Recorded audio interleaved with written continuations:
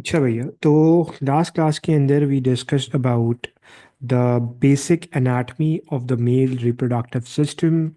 We talked about normal structure जो हमने अभी पढ़ा गुणित्स के बारे में, या जो भी अभी लास्ट क्लास के अंदर हमने डिस्कस किया. That is all about the basic structure of the male reproductive system. आज हम उसी को कंटिन्यू करेंगे. And today we are going to discuss the spermatogenesis, the hormonal regulation, and the very important that is the infertility causes. ठीक है, हो सकता है आज हो या हो सकता है मैं उसको एंड पे कराऊँ. लेट्स सी क्या होता है. बट हाँ, सही है. ओके. सो ठीक है बेटा, मेरी आवाज़, मेरी तरफ से आवाज़ बिल्कुल क्लियर है. ठीक है, I can not speak louder in this.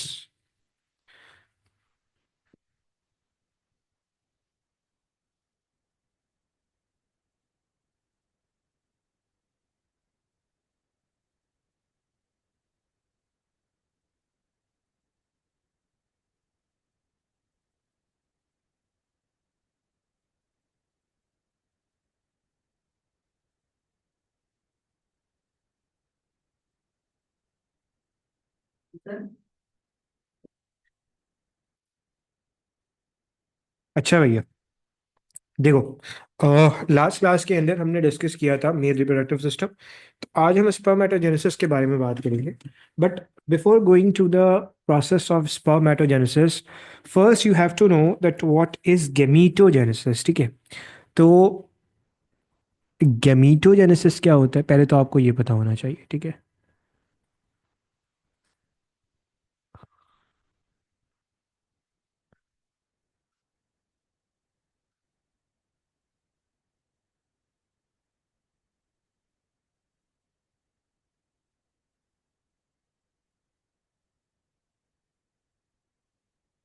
अच्छा, 2 मिनट दे रहा हूँ. अच्छा,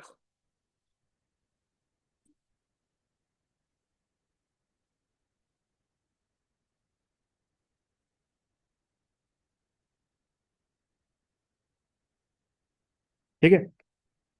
तो मैं क्या बोल रहा था आपको, before going to the process of spermatogenesis, first you have to know the process of gametogenesis. ठीक है.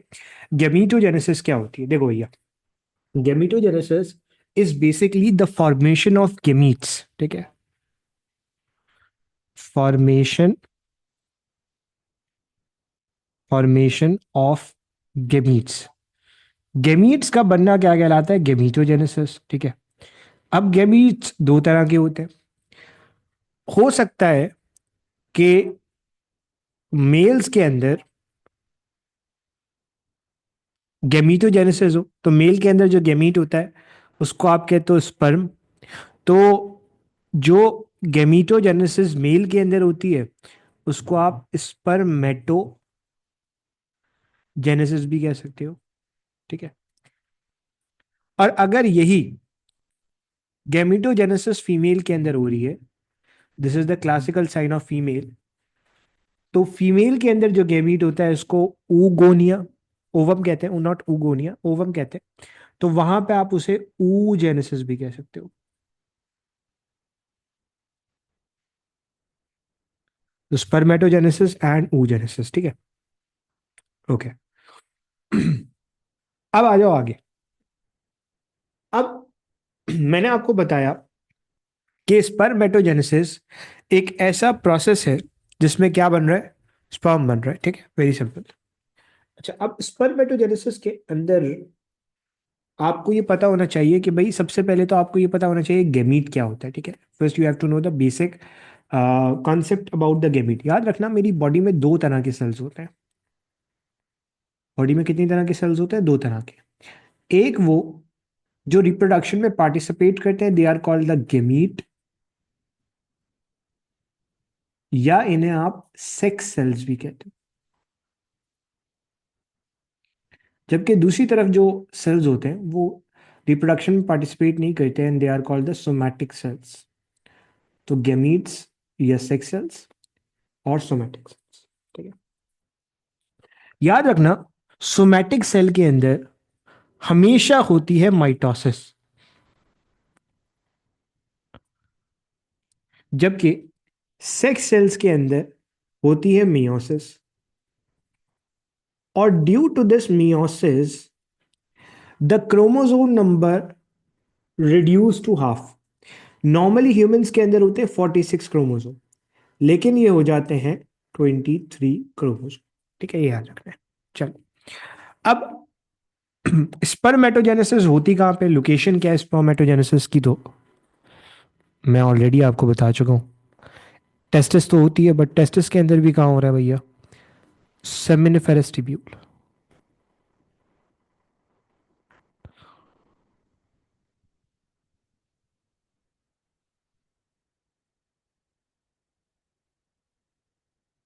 सेमिनिफेरस ट्यूब्यूल, सही है।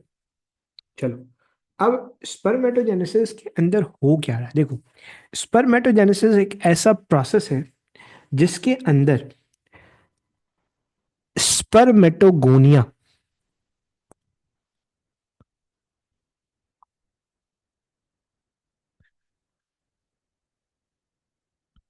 स्पर्मेटोगोनिया कन्वर्ट हो रहा है किसके अंदर, स्पर्म के अंदर।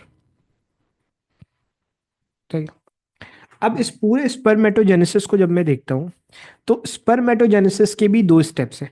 ठीक है, स्पर्मेटोजेनेसिस के कितने स्टेप है भैया, दो स्टेप्स हैं। This is very important. ठीक है, चलो यहां लिखता हूं,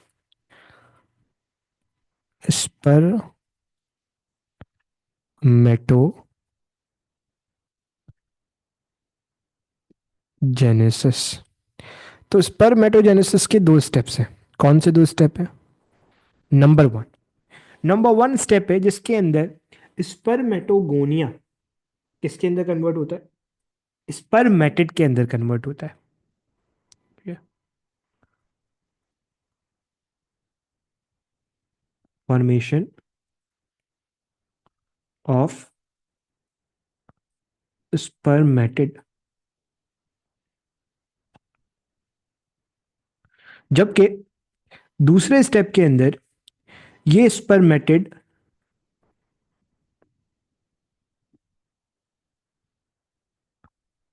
मैच्योर होके कन्वर्ट हो जाता है किसके अंदर, स्पर्म के अंदर। तो इसका मतलब है spermatogenesis is a 2 step process. एक के अंदर स्पर्मेटिड बन रहे हैं और एक के अंदर मैच्योरेशन हो रही है किसकी, स्पर्म की। वो प्रोसेस जिसके अंदर स्पर्मेटिड मैच्योर होता है स्पर्म के अंदर, इस प्रोसेस को आप नाम देते हो स्पर्मियोजेनेसिस।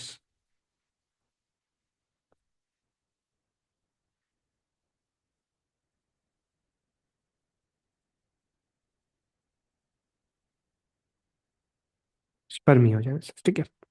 बहुत आहिस्ता आहिस्ता से चल रहा हूँ ताकि आपको ये चीज़ें याद हो जाए।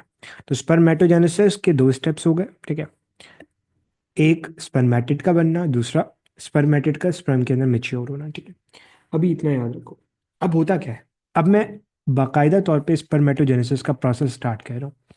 तो देखो भैया, स्पर्मेटोजेनेसिस के अंदर आपने क्या याद रखना है, स्पर्मेटोजेनेसिस के अंदर आपने ये याद रखना है कि एक शख्स है या एक बेबी है, उसकी अभी बर्थ भी नहीं हुई है। उसकी अभी क्या हुई है, बर्थ भी नहीं हुई है।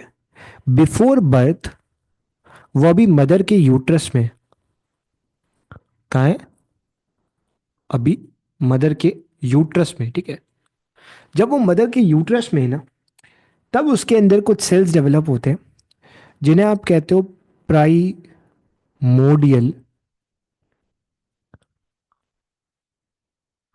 Germ cells. अब ये जो प्राइमोडियल जर्म सेल्स है ना, ये हैं डिप्लॉइड। कैसे हैं डिप्लॉइड, ये प्राइमोडियल जर्म सेल्स कन्वर्ट होते हैं किसके अंदर, स्पर्मेटोगोनिया के अंदर। और ये स्पर्मेटोगोनिया भी क्या है, डिप्लॉइड।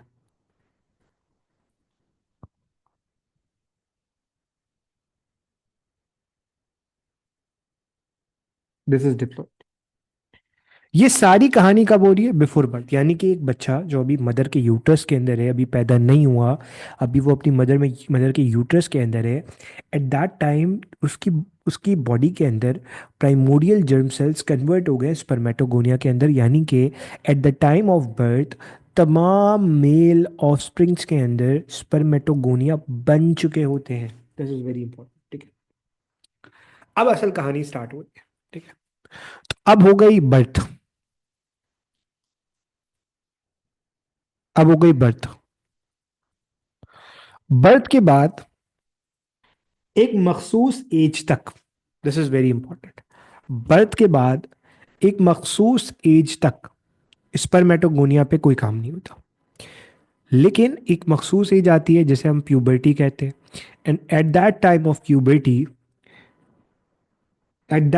प्यूबर्टी इस मेल के अंदर, ठीक है, ज्यादा अच्छा लफ्ज है at puberty, at the time of puberty इस मेल के अंदर ये जो स्पर्मेटोगोनिया है ना, जो कि डिप्लॉइड है, ये कन्वर्ट होता है, ये करता है माइटोसिस, और माइटोसिस के नतीजे में ये दो तरह के सेल्स में कन्वर्ट हो जाता है। कितनी तरह के सेल्स में कन्वर्ट हो जाता है? दो तरह के। एक को आप कहते हो type type A spermatogonia, mitosis हुआ है तो ये भी डिप्लॉइड होगा।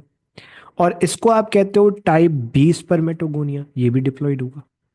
अब होता क्या है, ये जो टाइप ए स्पर्मेटोगोनिया है, इसको संभाल के रख लिया जाता है आगे आने वाली डिविजन्स के लिए। जाहिर सी बात है, अगर मुसलसल स्पर्मेटोजेनेसिस चलती रही तो स्पर्मेटोगोनिया खत्म हो जाएंगे, तो स्पर्मेटोगोनिया को भी तो उतना ही रखना है ना। तो बिकॉज ये जो टाइप ए स्पर्मेटोगोनिया है, ये स्टोरेज के लिए चला जाता है, तो अल्टीमेटली होता ये है कि स्पर्मेटोगोनिया पूरी जिंदगी मौजूद होते हैं। दिस इज वेरी इंपॉर्टेंट, ठीक है। अब ये जो स्पर्म टाइप ए स्पर्मेटोगोनिया है, ये तो चला गया स्टोरेज के लिए। अब होगा क्या, ये जो टाइप बी स्पर्मेटोगोनिया है, ये आगे करेगा माइटोसिस। ये आगे क्या करेगा? ये आगे करेगा माइटोसिस। ये माइटोसिस वैसे बेहतर नहीं है, बेसिकली आगे करेगा खुद को मेच्योर। क्या करेगा? खुद को मेच्योर करेगा, और ये कन्वर्ट हो जाएगा एक सेल के अंदर, जिसे आप कहते हो प्राइमरी स्पर्मेटोसाइट। इसके अंदर मैच्योरेशन हुई है, कोई डिवीजन नहीं हुई।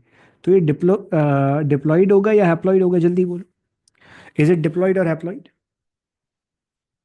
अभी इसके अंदर कुछ भी स्टार्ट नहीं हुआ, सिर्फ मैच्योरेशन हुई है। क्या होगा? डिप्लॉइड होगा, शाबाश। तो ये हो गया भैया डिप्लॉइड। अब इसके अंदर स्टार्ट होने वाली है मियोसिस। क्या स्टार्ट होने वाली है? मियोसिस। अब जब इसके अंदर स्टार्ट होगी मियोसिस, तो लेट्स सपोज ये आपके पास प्राइमरी स्पर्मेटोसाइट है, और ये है डिप्लॉइड। इसके अंदर स्टार्ट हुई क्या भैया? इसके अंदर स्टार्ट हुई मियोसिस वन। क्या स्टार्ट हुई? Meiosis one. और मियोसिस वन के नतीजे में दो सेल्स बने। कितने सेल्स बने? दो। एक इधर, एक सेल ये बना, एक सेल ये बना। ये दोनों सेल्स हैप्लॉइड होंगे या डिप्लॉइड होंगे?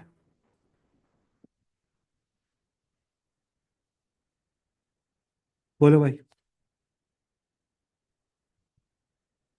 ये दोनों सेल्स हैप्लॉइड होंगे, कैसे पता लगा? भाई मियोसिस वन के अंदर नंबर ऑफ क्रोमोसोम आधे हो जाते हैं, तो ये दोनों सेल क्या हो गए? हैप्लॉइड हो गए। इन दोनों सेल्स को आप कहते हो सेकेंडरी स्पर्मेटोसाइट।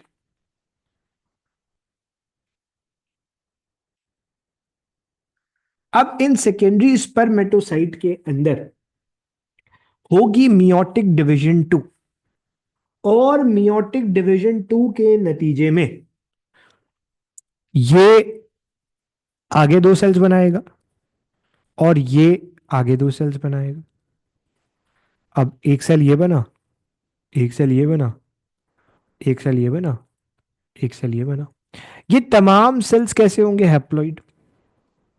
और इन्हीं तमाम हैप्लॉइड सेल्स को आप क्या कहते हो? स्पर्मेटेड का नाम देते हैं। यहाँ पे क्या हुई है, मियोसिस 2।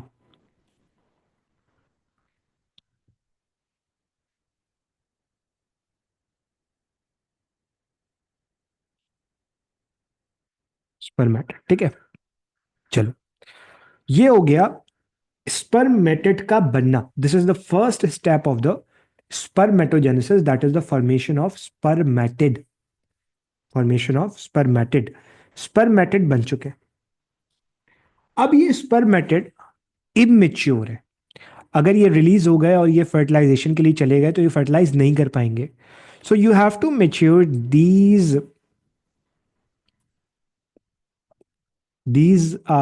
स्पर्मेटिड, ठीक है। अब आप मेच्योरेशन के लिए क्या करोगे, वेरी सिंपल, ठीक है।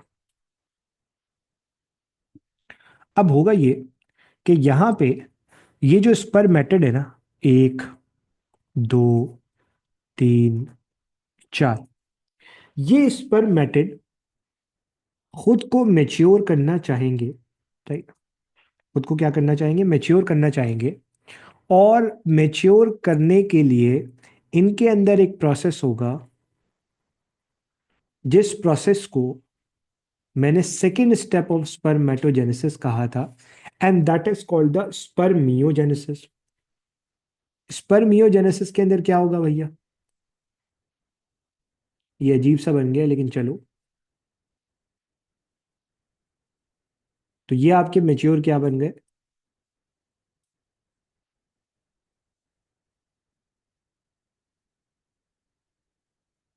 स्पर्म बन गए। So these are mature sperms. और इन स्पर्म्स को अब आप देखोगे तो they are quite competent enough कि फर्टिलाइजेशन कर सकते हैं, and this step is called the spermiogenesis, ठीक है। This is called the spermiogenesis, ठीक है। तो अब आपने क्या किया, इस पूरे चार्ट के अंदर आपने बेसिकली ये देख लिया कि इस पूरे चार्ट के अंदर आपने देख लिया कि स्पर्म क्या है, स्पर्मेटिड क्या है, ठीक है। चलो, अब आ जाओ आगे। अब आ जाओ आगे, सही है। अब आ जाओ आगे। अब जो असल चीज है ना, वो क्या है, असल चीज ये है कि भैया ये जो आपका स्पर्मेटोजेनेसिस है, ये हो रही है सेमिनिफेरस टिब्यूल के अंदर, ठीक है। अगर मैं आपको दिखाऊं, पिक्चर ले आता हूँ, ज़्यादा अच्छी तरीके से क्लियर हो जाएगा। तो ये देखो,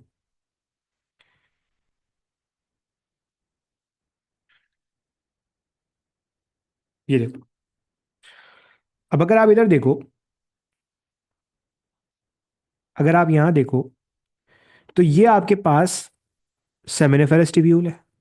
इस सेमिनिफेरस टिब्यूल के अंदर ये क्या मौजूद है, स्पर्मेटोगोनिया। कुछ किताबें इन्हीं स्पर्मेटोगोनिया को जर्मिनल एपिथीलियम का भी नाम देती है, एक ही चीज है। फिर ये इस प्राइम, ये देखो, ये मैंने इतना कट किया और यहाँ पे दिखाया है। तो ये सबसे बेस पे क्या मौजूद है, ये स्पर्मेटोगोनिया मौजूद है बेस पे। जैसे जैसे इनकी डिवीजन हो रही है, ये आगे की तरफ आ रहे हैं, primary spermatocyte, secondary spermatocyte, then spermatid. और ये है ल्यूमेन, सेमिनिफेरस ट्यूब्यूल का खाली जगह जहां से रिलीज होंगे। अब अगर आप देखो तो ये जो स्पर्म्स हैं जो कि बन चुके हैं, ये अभी भी धसे हुए हैं किसके अंदर, इसी सेमिनिफेरस ट्यूब्यूल के अंदर। अब जब भी इनको रिलीज होना होगा, ये यहां से निकलेंगे और रिलीज होके फिर आगे जा रहे होंगे। That is called the spermiation, but that is not important at your level, ठीक है। That is not important at your level, you have to know the basic thing जो मैंने आपको बता दी, सही है। चलो, अब जो असल चीज है ना, वो क्या है, वो असल चीज ये है कि ये स्पर्मियोजेनेसिस क्या होती है। This is the main thing, ठीक है।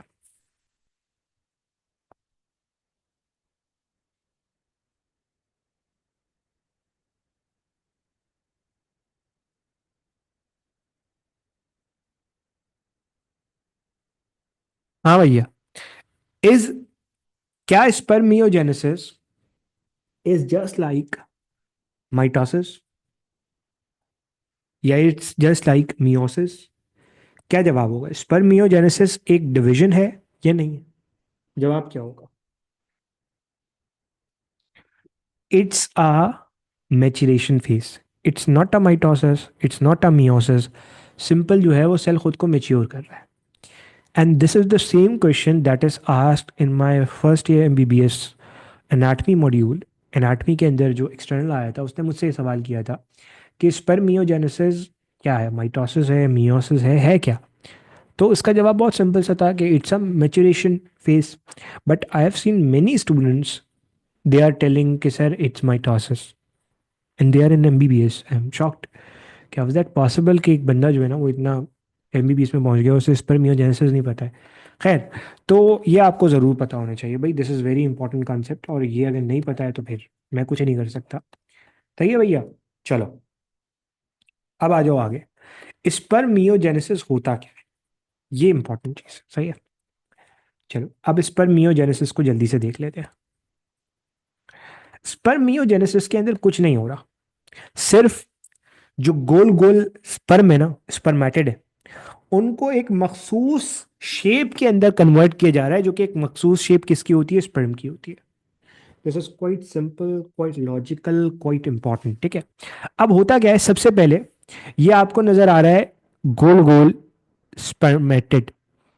इस स्पर्मेटिड से तीन तीन बड़े इंपॉर्टेंट काम होंगे। नंबर वन, ये जो इतना बड़ा न्यूक्लियस आपको नजर आ रहा है ना, इस न्यूक्लियस को किया जाएगा कंडेंस, छोटा किया जाएगा। तो सबसे पहला काम स्पर्मियोजेनेसिस के अंदर क्या होने वाला है?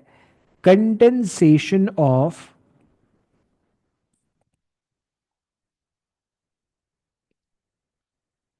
न्यूक्लियस। नंबर टू, न्यूक्लियस छोटा हो गया। नंबर टू, अगर आप देखो तो जैसे ही आपने न्यूक्लियस को कंडेंस किया, यहां पे आपको नजर आएंगे, ये नजर आ रहा है आपको गोल्जी। ये देखो, ये गोल्जी नजर आ रहा है, ये गोल्जी नजर आ रहा है। ये गोल्जी इस स्पर्म के ऊपर एक कवरिंग बनाएगा, and this covering is called the acrosome. तो सवाल ये होता है सर ये एक्रोजोम है क्या?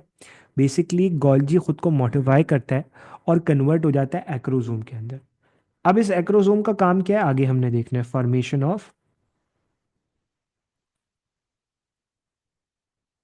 एक्रोजोम। इस एक्रोजोम के अंदर असल में कुछ एंजाइम्स होते हैं जो फर्टिलाइजेशन में बहुत इंपॉर्टेंट रोल प्ले करते हैं। Right? Number three is basically the mitochondria. अगर आप देखो तो ये आपको नजर आ रहे हैं बहुत सारे क्या, माइटोकॉन्ड्रिया। ठीक है, अगर आप यहाँ देखो तो ये आपको नजर आ रहे हैं बहुत सारे माइटोकॉन्ड्रिया। ये माइटोकॉन्ड्रिया एक खास अरेंजमेंट के अंदर क्या हो रहे हैं, अरेंज हो रहे हैं।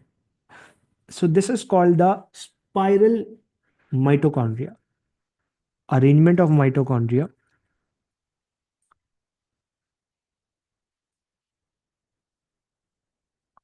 अरेंजमेंट ऑफ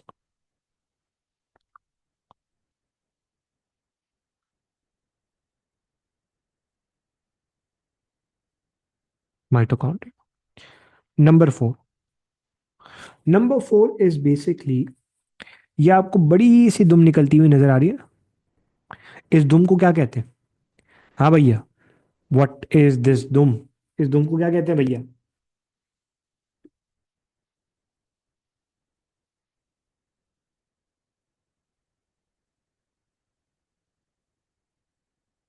बोलो भाई, फ्लैजिला कहते हैं। So formation of flagella, flagella बनाना है, फॉर्मेशन ऑफ फ्लैजिला। ठीक है, पांचवा स्टेप क्या होगा? पांचवा स्टेप की अगर मैं बात करता हूं, so the fifth step would be, ये जो बाकी बचा कुचा साइटोप्लाज्म है ना भैया, इस साइटोप्लाज्म को रिमूव करना है। So the removal of excess cytoplasm. So these are the 5 steps.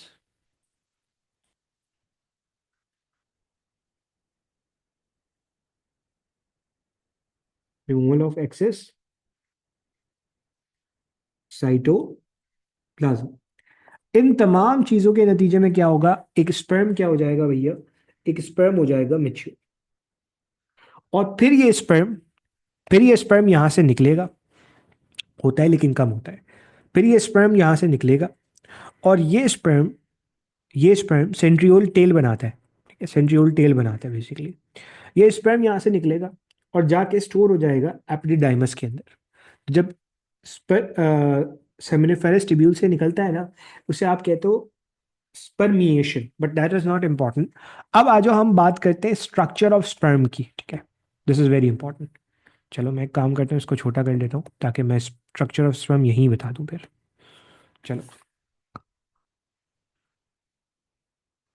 Structure of mature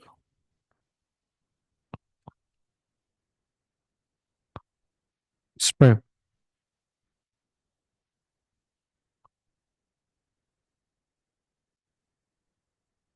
चलो,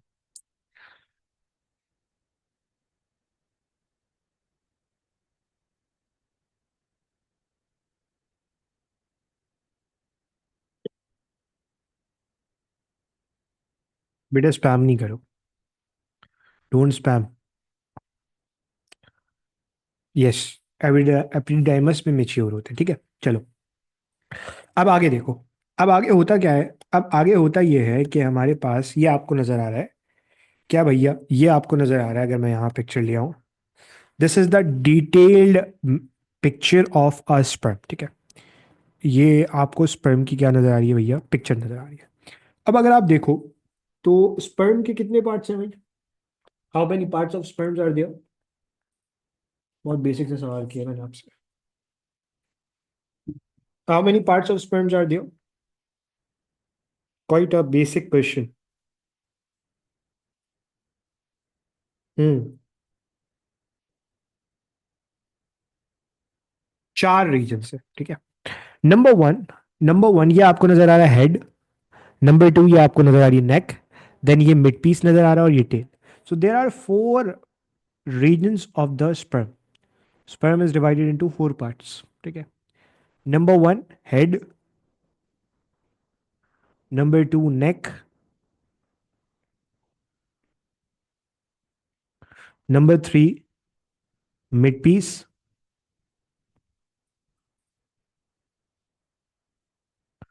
नंबर फोर टेल। अब इस हेड के अंदर क्या होता है? इस हेड के ऊपर मौजूद होता है एक्रोजोम, और इस हेड के अंदर होता है एक्रोजोम, और इस एक्रोजोम के अंदर डिफरेंट एंजाइम्स होते हैं। कौन से एंजाइम्स होते हैं? Hyaluronidase, acid phosphatase. ये बेसिकली आपका काम करता है फर्टिलाइजेशन के अंदर। दूसरा, इस हेड के अंदर होता है न्यूक्लियस, और ये न्यूक्लियस होता है हैप्लॉइड। कैसा होता है? हैप्लॉइड होता है, ये याद। सही, न्यूक्लियस कैसा होता है? हैप्लॉइड होता है। तो मैंने आपको बताया कि एक्रोसोम के ऊपर क्या हो, एक्रोसोम में क्या होंगे? डिफरेंट एंजाइम्स होंगे। जैसे मैंने आपको बताया हाइलुरोनिडेज,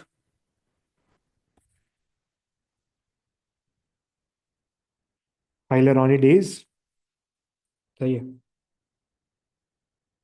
और भी कई सारे होते हैं, और भी कई सारे होते हैं बेसिकली, बट आप इतना भी याद कर लो, that is more than enough, ठीक है। हाइलुरोनिडेज,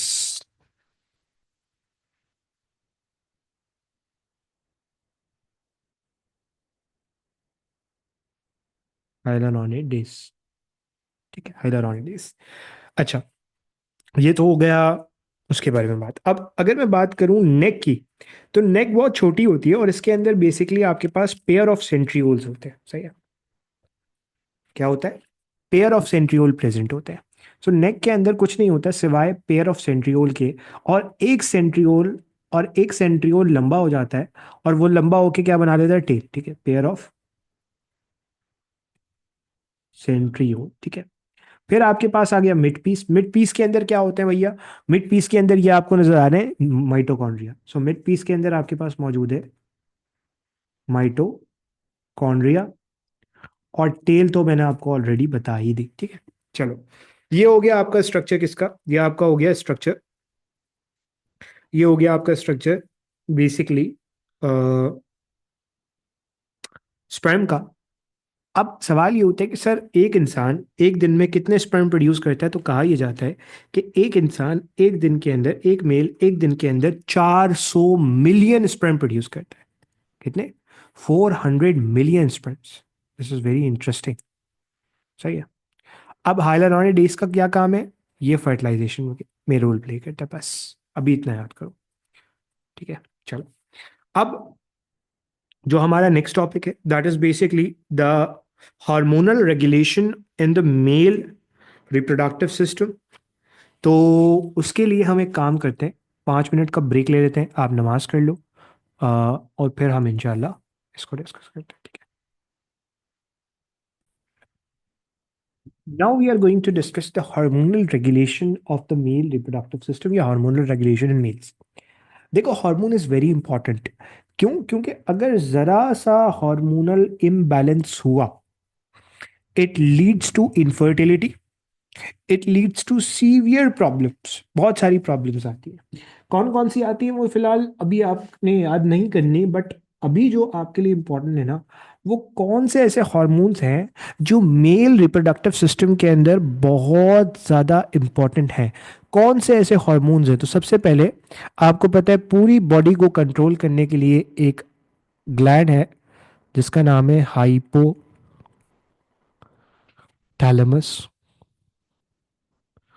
हाइपोथैलेमस से ऐसा कौन सा हार्मोन रिलीज होता है जो मेल रिप्रोडक्टिव सिस्टम के अंदर किसी ना किसी हद तक इंपॉर्टेंट होगा भैया?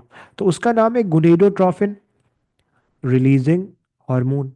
और फिर ये गुनेडोट्रोफिन रिलीजिंग हार्मोन नीचे आता है। ठीक है। जैसे ये नीचे आता है,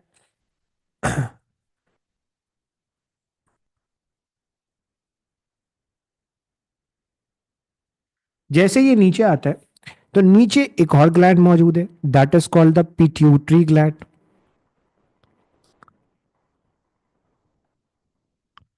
और ये पिट्यूटरी ग्लैंड रिलीज करता है दो बड़े इंपॉर्टेंट हार्मोन्स। एक का नाम है LH और एक का नाम है FSH। ठीक है। फिर आता है तीसरा ग्लैंड, अगेन बहुत इंपॉर्टेंट है, और वो है आपका टेस्टिस। टेस्टिस के अंदर आपने एक हार्मोन तो पढ़ रखा है, टेस्टोस्टेरोन। दूसरे हार्मोन का जिक्र अभी कल की क्लास में आया था जिसका नाम है इनहिबिन। इन सारे हार्मोन्स को हम डिस्कस करेंगे। राइट। टेस्टोस्टेरोन तो किसी हद तक ऑलरेडी डिस्कस हो चुका है, तो उसको तो मैं वैसे भी यहाँ पे नहीं छेड़ने वाला, बट फिर भी एक एक करके हम डिस्कस करेंगे। सही है। तो सबसे पहले क्या डिस्कस करने वाला हूँ? सबसे पहले मैं डिस्कस करने वाला हूँ GnRH। तो सबसे पहले मैं डिस्कस करता हूँ GnRH। ठीक है। ये एक काम करते हैं, इसको ऐसे लिखते हैं, रुको। ये है हाइपोथैलेमस।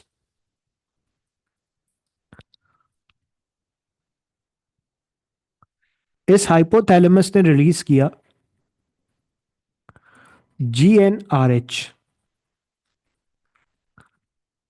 इस GnRH के रिलीज होते ही ये GnRH आया नीचे, और नीचे आया ये पिट्यूटरी ग्लैंड के पास।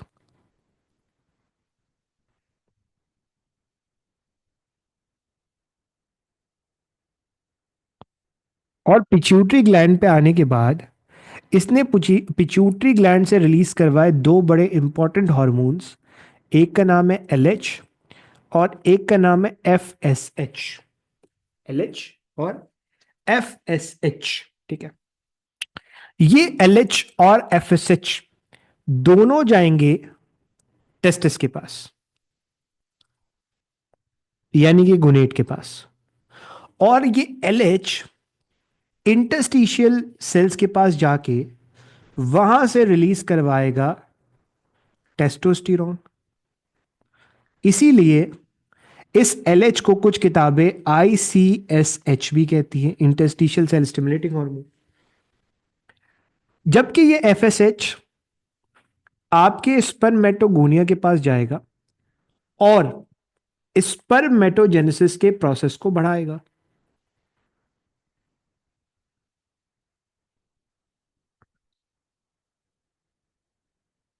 सही है। अब लेट सपोज एक शख्स है उसके अंदर टेस्टोस्टेरॉन का लेवल बढ़ गया, ठीक है, एक शख्स है, उसके अंदर टेस्टोस्टेरॉन का लेवल बढ़ा, तो जैसे ही टेस्टोस्टेरॉन का लेवल बढ़ा, इस टेस्टोस्टेरॉन ने इनहिबिट किया एलएच और एफएसएच को, साथ में इस टेस्टोस्टेरॉन ने इनहिबिट किया जीएनआरएच को। यानी कि ये एक नेगेटिव फीडबैक मैकेनिज्म चल रहा है। और अगर एलएच एफएसएच कम हुए तो जाहिर सी बात है जीएनआरएच का लेवल बढ़ेगा। ये सारी ऑलरेडी डिस्कशन हो चुकी है, इसमें कोई भी है ना नई बात नहीं है। अब आपको पता है टेस्टोस्टेरॉन का क्या काम है? टेस्टोस्टेरॉन का काम है the regulation of the secondary sexual characters. Male के अंदर सेकेंडरी सेक्सुअल कैरेक्टर्स क्या होते हैं भैया? दाढ़ी मूंछ आ जाती है, सही है, मर्द लगने लगते हैं। मर्द से मुराद ये कि प्रॉपर दाढ़ी मूंछ, सही है।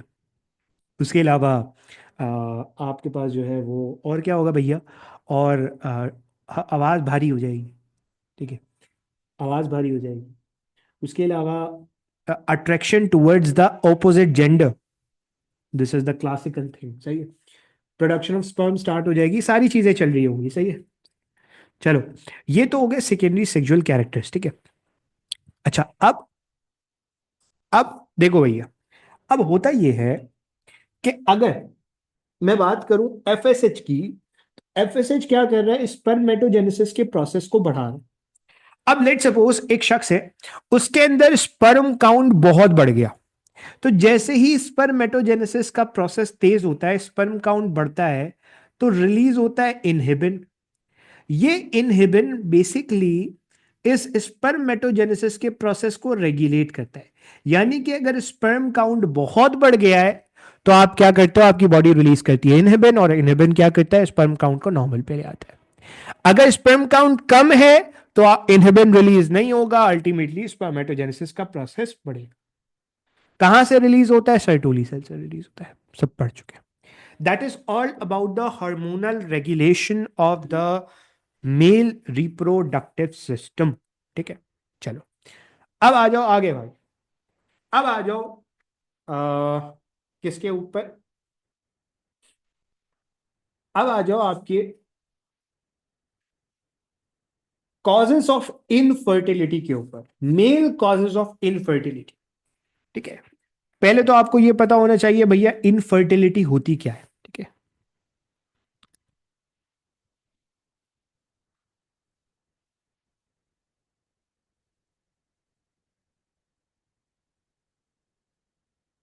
इनफर्टिलिटी कहते किसे? देखो, इनफर्टिलिटी का मतलब है कि एक कपल है and this couple is having sexual intercourse, unprotected sexual intercourse for the time span of 1 year. A couple is doing repetitive sexual intercourse which is unprotective and there is no pregnancy. So that is called the infertility. That is a classical example of infertility. सवाल ये होता है कि क्या infertility सिर्फ female की वजह से होती है? नहीं भाई, ये हमारे माशरे में आई डोंट नो आ गया, बट मेल्स में भी इनफर्टिलिटी होती है। There are some causes of male infertility as well. तो what are the causes of male infertility? सबसे पहली और बुनियादी बात मैं करता हूँ, सही है। सबसे पहली और बुनियादी बात क्या है? सबसे पहली और बुनियादी बात यह है कि अगर मैं मेल कॉजेज की बात करूं ना, तो मेल कॉजेज के अंदर सबसे पहला कॉज क्या हो सकता है? भाई एक शख्स है, उसको किसी भी किस्म का इजैक्यूलेशन डिसऑर्डर है। अब इजैक्यूलेशन डिसऑर्डर में आपने क्या याद रखना है? इजैक्यूलेशन डिसऑर्डर है। इजैक्यूलेशन डिसऑर्डर के अंदर आपने दो बातें याद रखनी है। हो सकता है कि भाई उसे इरेक्शन ही ना हो रहा हो, सही है, and that is called the what? Erectile dysfunction. उसे आप कहते हो इरेक्टाइल डिसफंक्शन।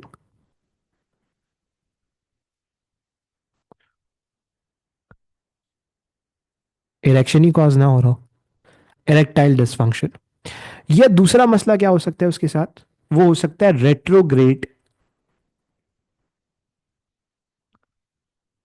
Retrograde ejaculation. इन दोनों को हमने पहले देखना है और फिर आगे बढ़ेंगे। सही। सबसे पहले अगर मैं इरेक्टाइल डिस्फंक्शन की बात करूं तो इरेक्शन कॉज नहीं हो रही, ठीक है। इरेक्शन कॉज नहीं हो रही। इरेक्शन कल पढ़ा चुका हूं मैं। इरेक्शन नहीं हो रही। इरेक्शन क्यों नहीं हो रही भाई? इरेक्शन होती कैसी थी नॉर्मली, याद करो। इरेक्शन होती थी जब भी आपके पीनस में ब्लड फ्लो बढ़ता था, तो because of that blood flow ultimately पीनस का साइज इंक्रीज होता था, पीनस की विड्थ इंक्रीज होती थी, and that is ultimately causing the erection. सोचो अगर इरेक्शन ही ना हो तो क्या कोई क्या कोई पेनिट्रेटिव सेक्स पॉसिबल है? ऑब्वियसली नहीं पॉसिबल है। सही। तो इसका मतलब ये है कि अगर एक शख्स वो इरेक्शन ही नहीं हो पा रही तो दैट इज अ प्रॉब्लम। अब सवाल ये होता है कि एक शख्स को इरेक्शन क्यों नहीं हो सकती? नंबर वन, इसका जो मोस्ट कॉमन कॉज है वो है साइकोलॉजिकल।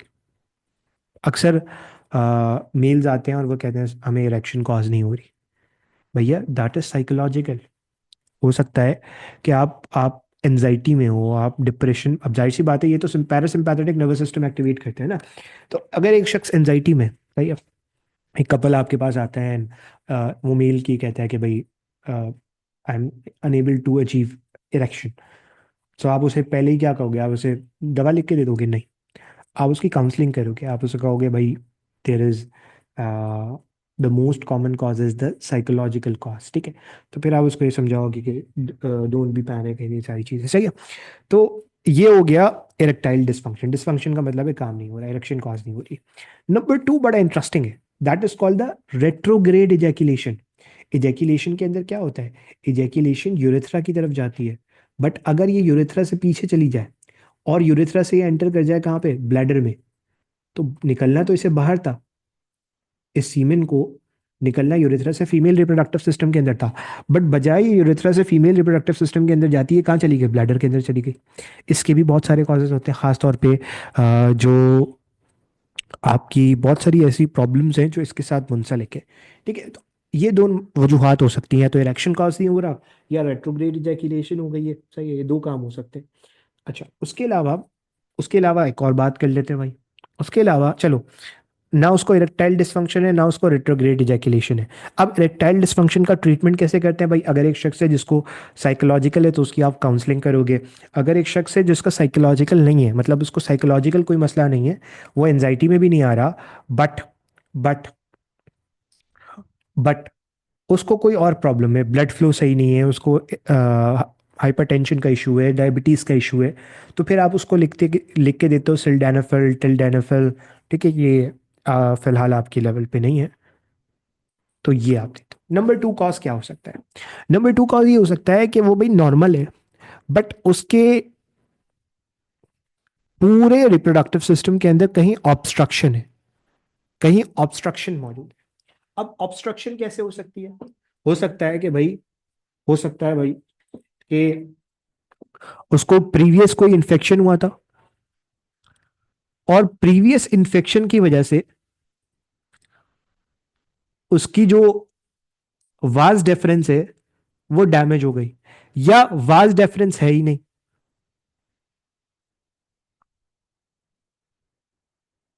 वाज डेफरेंस है ही नहीं, एब्सेंट है बाय बर्थ, या और भी कई सारे प्रॉब्लम हो सकते हैं। तो कहीं भी ऑब्स्ट्रक्शन आ गई तो स्पर्म तो नहीं आ पाएगा ना। क्या नहीं हो पाएगी? फर्टिलिटी नहीं हो पाएगी। नंबर थ्री कि उसको किसी किस्म का कोई प्रॉब्लम हो sperm related, sperm related problems. वो कौन सी प्रॉब्लम्स हैं जो स्पर्म रिलेटेड है? भाई पहली चीज बहुत सिंपल सी बात है, वो क्या है कि स्पर्म की क्वांटिटी कम है। स्पर्म की क्या कम है? क्वांटिटी कम है। एग्जाम्पल देता हूं, आपने पढ़ा होगा ओलिगोस्पर्मिया, नहीं पढ़ा तो अभी सुन लो। ओलिगोस्पर्मिया एक ऐसी कंडीशन है जिसके अंदर नंबर ऑफ स्पर्म्स कम हो जाते हैं, 200 से 300 मिलियन से कितने हो जाते हैं भाई? Below 20 million. सर अभी भी तो 20 मिलियन है। बेटा देखो, ये फिर भी जो है ना वो कम है, बिलो 20 मिलियन। ओलिगो का मतलब होता है फ्यू, और अगर एक भी स्पर्म मौजूद नहीं है उसे आप कहते हो एजोस्पर्मिया, नो स्पर्म।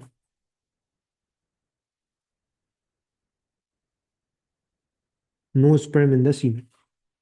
अब सवाल ये होता है कि आपको कैसे पता चला, आपको कैसे पता लगा? बहुत सिंपल सी बात है।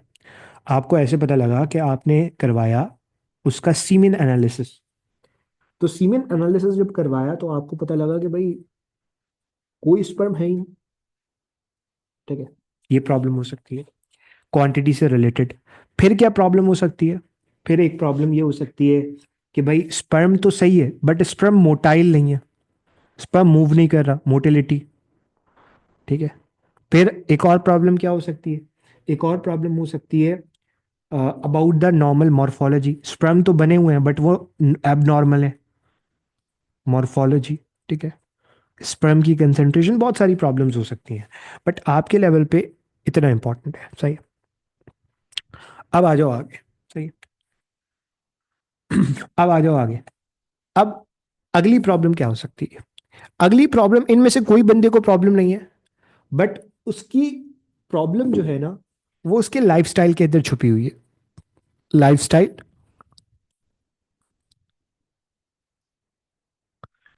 फैक्टर्स। अब वो कौन से फैक्टर्स हैं जो स्पर्म फर्टिलिटी को इफेक्ट करते हैं? नंबर वन, अल्कोहल बहुत ज्यादा कंज्यूम कर रहा है। एक शख्स है, वो अल्कोहल बहुत कंज्यूम करता है तो स्पर्म की मोटिलिटी पे फर्क पड़ता है। एक शख्स है जो स्मोकिंग करता है, इसीलिए हम जो मैरिड कपल्स होते हैं, जो जिनकी मैरिजेस होने वाली होती है, उनको भी ये कहते हैं कि भाई इफ यू आर स्मोकिंग तो कोई स्मोकिंग अल्टीमेटली, वरना इनफर्टिलिटी इश्यूज देखने को मिल सकते हैं। सही है। और क्या होता है? ओबेसिटी, मोटापा खवातीन के अंदर बहुत कॉमन है, मेल्स के अंदर भी ओबेसिटी की वजह से होता है। कोई ऐसी दवा इस्तेमाल कर रहे हैं जिसकी वजह से जो है वो ये प्रॉब्लम आ रही है, या कोई इन्वायरमेंटल टॉक्सिन है। ठीक है। या आप जो है वो मुसलसल हाई टेम्परेचर पे, आपकी बॉडी का टेम्परेचर मुसलसल हाई है। सही है।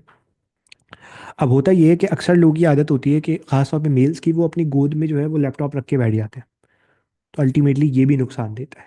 ठीक है, ये भी मना किया जाता है। तो these are the factors that actually causing the infertility. ठीक है। So that's all about the male infertility. ठीक है। ओके। अच्छा, अब मैंने आपको बता दिया ट्रीटमेंट कैसे करना है। वैसे आपके लेवल पे तो ट्रीटमेंट नहीं है, बट आपने फिर भी याद रख लेना है कि भाई ये क्या क्या प्रॉब्लम्स हो सकती है। सही है। चलो, इसमें कोई मसला? यहाँ पे मेल रिप्रोडक्टिव सिस्टम खत्म हो गया। Now we are going to